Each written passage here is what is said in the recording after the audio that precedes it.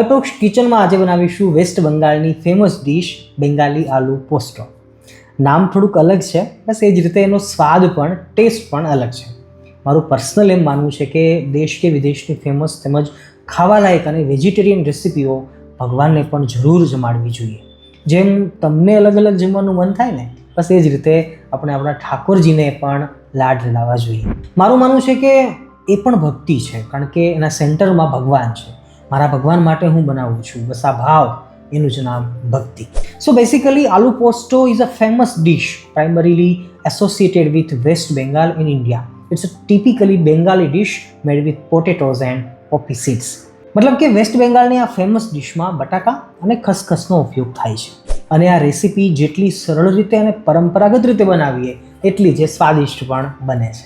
પ્રશ્ન થાય કે આ ખસખસ શા માટે ખાવા જોઈએ? તો સાંભળો, ખસખસના બીજની તાસીર એકદમ ઠંડી હોય છે અને જેના કારણે ઉનાળામાં એ બહુ જ ગુણકારી સાબિત થતા હોય છે. અને ખસખસના બીજમાં ફાઇબર વધારે માત્રામાં હોય છે અને એટલા માટે એ પાચન ક્રિયાને વધુ ઝડપી બનાવે છે. બહુ લાંબી વાત નહીં કરું, પરંતુ ખસખસથી ભૂખ નથી લાગતી એટલે વજન ઘટાડવા માટે એ જવાબદાર છે. બ્લડ પ્રેશર કંટ્રોલ કરે છે, હાડકાને મજબૂત કરે છે અને નિંદ્રા ન આવતી હોય એમણે રાત્રે સૂતી વખતે 1 ગ્લાસ દૂધમાં 1 ચમચી નાખી ઠાકોરજીને ધરાવી અને પીને સૂઈ જવું તો અનિંદ્રા પણ ચોક્કસ દૂર થશે. પ્રિયજનો, બેંગાલી આલુ પોસ્ટોની આ રેસીપી જેની અંદર આપણે 4 વસ્તુનો ઉપયોગ મુખ્ય કરવાના છીએ, જેમાં આલુ, બટેકા, ટામેટા આપણે વઘારમાં ઉપયોગ કરવાના છીએ, પોપ્પી સીડ્સ એટલે કે જેને આપણે ગુજરાતીમાં ખસખસ કહેતા હોઈએ છીએ. તો ખસખસના બીજ 1 વ્યક્તિ દીઠ 1 મોટી ચમચીની માત્રામાં લઈ આપણે આની ગ્રેવી કરવાની છે. મેં અત્યારે અડધો કલાક પહેલાં પલાળી દીધેલું હતું. ખસખસના બીજને પલાળી દઈએ તો પણ વાંધો નથી અને ઇમિડિયેટલી આપણે મિક્સરની અંદર ગ્રાઇન્ડ કરી લઈએ તો પણ વાંધો નથી. પણ 3 થી 4 નંગ સૂકા લાલ મરચાંનો ઉપયોગ કરીશું તો પણ એ સરસ લાગશે. ટેસ્ટ માટે થોડું આદુ નાખીશું અને તીખી લીલી મરચી સુરતી, જેનો પણ ઉપયોગ આપણે કરવાના છીએ. પ્રિયજનો, ઘણા લોકોને મનમાં પ્રશ્ન થશે કે આટલા બધા ખસખસ ખાઈએ તો કશું નડશે નહીં ને? પણ સાચી વાત કહું તો આરોગ્યની દ્રષ્ટિએ આયુર્વેદમાં આના બહુ બધા ફાયદા કયા છે. આગળ આપણે એની વિસ્તારથી વાત કરવાના છીએ કે આનાથી શું શું ફાયદા થાય છે. બાકી નુકસાનીમાં જોઈએ તો બહુ ઝાઝી માત્રામાં ખાવામાં આવે તો જ નુકસાન કદાચ થાય, પણ 2 થી 3 ચમચી કે 4 ચમચી મોટા માણસો, મોટા લોકો, મતલબ એજેડ પર્સન હોય તો એ ખાઈ શકે છે. એમાં કોઈ જ ચિંતાનો વિષય નથી. યુઝ્યુઅલી આપણે ચૂરમાના લાડુ ઉપર ખસખસ થોડાક ચિપકાવીને ખાતા હોઈએ છીએ, પણ એની પાછળની પરંપરા એ છે કે ચૂરમાના લાડુ પચવામાં ભારે હોય છે, એટલે પાચન ક્રિયાને ઝડપી બનાવવા માટે ખસખસના બીજનો ઉપયોગ થતો હોય છે. એવું મેં સાંભળ્યું પણ છે અને વાંચ્યું પણ છે. બાકી ખસખસના બીજની કોઈ આડઅસર થતી નથી, એટલે કોઈ ટેન્શન લેવાની જરૂર નથી.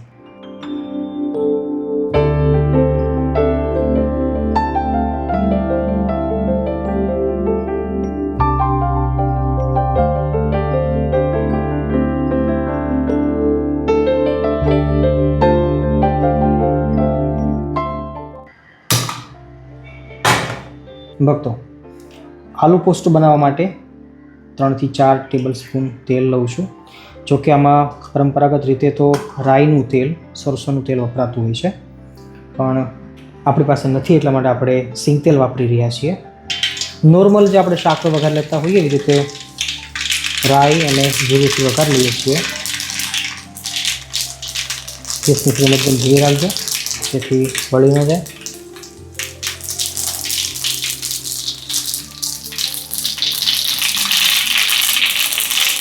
મરચી નાખી દઈએ, સારી રીતે તરતરી લો. કાશ્મીરી લાલ મિર્ચ નાખું છું કલર માટે.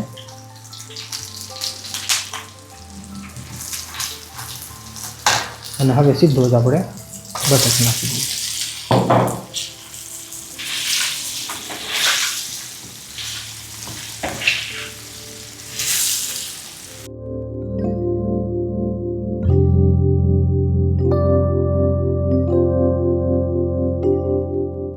પ્રિયજનો, વેસ્ટ બેંગાલની પ્રખ્યાત રેસીપી એટલે કે આલુ પોસ્ટો.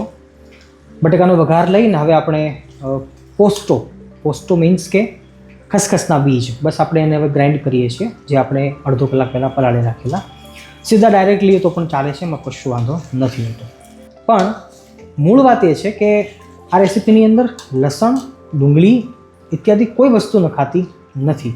આમાં જે કે ટેસ્ટ છે બસ આલુનો અને પોસ્ટો મીન્સ કે પોપી સીડ્સ એટલે કે ખસખસનો છે.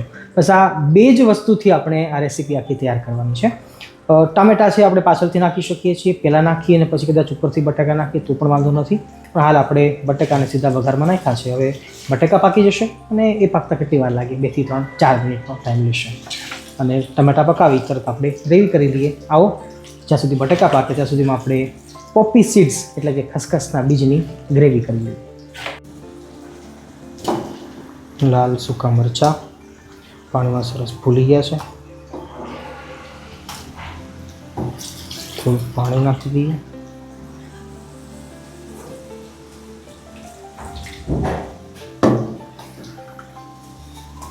થોડાક વધારે લો તો પણ વાંધો નથી, કારણ કે ગ્રેવી આપણે આની જ બનાવવાની છે.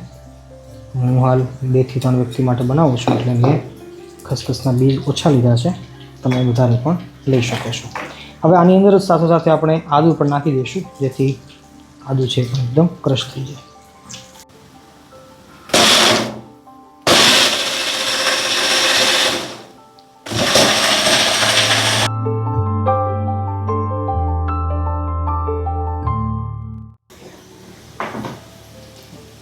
Very nice. લો ભક્તો, બટાકાને પાકતા 2 મિનિટનો ટાઈમ ગયો હશે. અધવચ્ચે બટાકા પહોંચ્યા છે અને હવે આપણે બટાકા પૂરતું નમક નાખી દઈએ છીએ. પછી સારી રીતે ચલાવી લો. 2 મિનિટનો ટાઈમ આપીશું. ત્યારબાદ આપણે પોપી સીડ્સ એટલે કે ખસખસને ગ્રાઇન્ડ કરી લઈએ અને બટાકા પાકવા આવશે પછી આપણે ટામેટાં નાખી અને પછી આપણે ગ્રેવી એડ કરીશું. ભક્તો, ફરીવાર 3 મિનિટનો ટાઈમ ગયો છે અને જોઈએ છે તો બટેકું 90% જેટલું પાકી ગયું છે. અને અહીંયા એ વાતનું અનુસંધાન રાખવું કે આ આલુ પોસ્તોની રેસીપીની અંદર બટેકું પાકે છે ત્યાં સુધી આપણે પાણી નાખવાનું નથી. ફક્ત તેલમાં આપણે એને ચડાવવાનું છે, તેલમાં પકાવવાનું છે. જુઓ 90% જેટલું પાકી ગયું છે, બરાબર, કમ્પ્લીટ છે. હવે આ સ્ટેજ ઉપર આપણે ટામેટાં નાખી શકીએ છીએ વિધાઉટ એની હેઝિટેશન.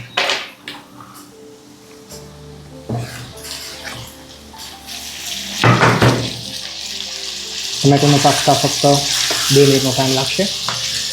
થોડીક ધીરજ રાખી ટમેટાને 2 મિનિટ સુધી પાકવા દઈએ. યાદ રાખજો કે અહીંયા આપણી ગેસની ફ્લેમને એકદમ ધીમી રાખી છે, ધીમા તાપે જ આપણે એને પકાવી રહ્યા છીએ. ફરીવાર 2 મિનિટનો ટાઈમ ગયો છે અને ટામેટા આપણા પરફેક્ટલી કૂક થઈ ગયા છે. આ સ્ટેજ ઉપર આપણે હવે ભગવાનનું નામ લઈ આપણું પોપી સીડ્સ એટલે કે ખસખસના બીજનું જે આ ગ્રેવી છે એ નાખી દઈએ છીએ. ખસખસના બીજને પાકતા 1 થી 1.5 મિનિટનો ટાઈમ લાગશે. 2 મિનિટ સુધી પણ આપણે પકાવી શકીએ છીએ અને પછી શાક બનીને તૈયાર છે. ઠાકોરજીને ધરાવવાનું ભૂલશો નહીં. જે પણ ઘરમાં બનાવો, જ્યારે પણ બનાવો, ભગવાનને ધરાવી અને પછી જ પોતે જમજો, એ મારી વિનંતી સાથે ફરીવાર મળીએ છીએ નવી રેસીપીની અંદર.